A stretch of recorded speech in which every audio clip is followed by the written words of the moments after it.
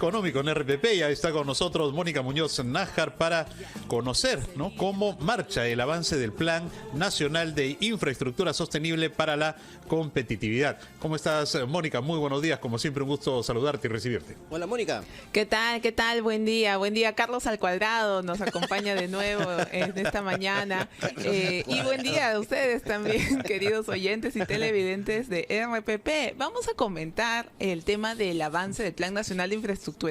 Que esto es uno de estos planes que se aprueban en el gobierno, que en este caso su aprobación la lideró el Ministerio de Economía y Finanzas y siempre trae esperanza de que al fin se están planteando hacer cosas para mejorar, en este caso, la competitividad a través de la infraestructura.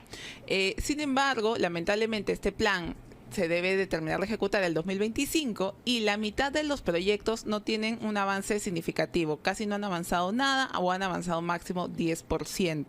Y de progreso físico, o sea, de poner ya piedra, cemento de la infraestructura, no hay nada, de casi la mitad de los proyectos. Así que estamos hablando de un plan que lamentablemente está muy atrasado. En este plan se considera hasta 72 proyectos de infraestructura en sectores como transportes, vivienda, energía. Aquí está el aeropuerto Jorge Chávez, está la línea 2, que son proyectos emblemáticos que sí están avanzando.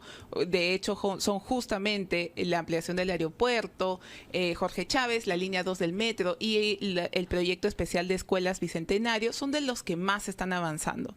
Pero hay, como decía, hasta 72 proyectos, los cuales en su mayoría no tienen avance. Y es bien importante que podamos hacerle seguimiento a este proyecto, a este plan y cómo están avanzando los distintos proyectos, porque sabemos que sin infraestructura el país no termina de avanzar y de hecho hay distintos estudios y evidencia a nivel internacional que nos señalan cómo cuando un país invierte sobre todo en infraestructura de conectividad y de logística, se puede incrementar muchísimo la proyección de su crecimiento de Producto Bruto Interno, porque no solamente al momento de construir infraestructura se contratan trabajadores, ¿verdad? Aumenta el empleo en construcción, pero la conectividad mejora todos los negocios y puede ayudar no solamente a los negocios de exportación, en el caso del aeropuerto, ¿no? U otras obras de infraestructura como puertos, sino también en el comercio interno ayuda muchísimo. Así que estamos hablando de proyectos importantes. Solamente para hacernos una idea, Carlos, tenemos el aeropuerto Jorge Chávez, ya sabemos que debería de estarse inaugurando, bueno, se ha postergado hasta el próximo año la inauguración. 29 de enero. Así es. La línea 2 del metro, que también ya sabemos que está avanzando, es algo que debería de generar unos beneficios económicos muy altos para el Estado peruano. Solo un dato, solamente ese proyecto se espera que genere 24.000 millones de dólares durante los 35 años de concesión. Es decir, supera 4 veces lo que se está invirtiendo. Los subterráneos son muy rentables, son caros, pero son muy rentables para la sociedad porque disminuye mucho el costo del transporte. Sí. Mónica, ¿y es cierto que el problema más frecuente en estos proyectos de inversión, en estas obras que están en desarrollo, es la aprobación del expediente técnico? Sí, correcto. Cuando vemos dónde se han quedado atascados los proyectos, porque aquí les he comentado de algunos proyectos que están avanzando, ¿verdad? Pero en los sectores de electricidad, por ejemplo, casi ningún proyecto está avanzando. En el sector transportes hay 18 proyectos y esos tienen 15% de avance cuando sumas los 18 proyectos. Y efectivamente se están quedando en la etapa de expediente técnico, ya sea porque los encargados de hacer el expediente técnico se están demorando porque requiere muchos más estudios de lo que se había pensado o porque también el expediente técnico está teniendo problemas. Otra fase en la cual se quedan mucho los proyectos es en la fase ya de inicio de la ejecución. No sé si ustedes han escuchado, por ejemplo, que el anillo vial periférico en Lima Metropolitana está teniendo problemas porque hay que expropiar terrenos, ¿verdad? Y ese proceso demora muchísimo en Perú. Las normas no están adecuadamente dadas para hacer. Ese proceso se llama liberación de interferencias y lamentablemente en Perú no se está ejecutando bien, a pesar de que el gobierno ha sacado decretos de urgencia. Sí.